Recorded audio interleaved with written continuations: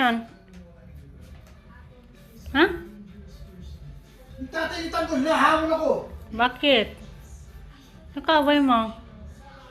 Hindi naman si Tanggol pasimuno ng gulo eh. Oh. Nangyari? Galit na galit.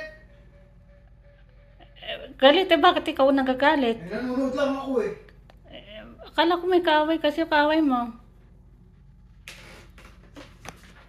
Ha? Pinagtatanggol ko lang si Tanggol, nanonood lang ako, pati siya dinamay, wala naman siya kinalaman. Oh, kanino ka ngayon nagagalit? Sa tatay ni Tanggol. Sino ba si tatay ni Tanggol? Natutulog ako, kala ko may kaaway ka eh. Kung nasa loob, siyempre siya nasa loob lang ng TV.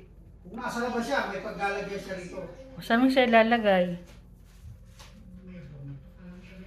Ano ba yung pinapanood mo, si Tanggol? Batang Quiapo.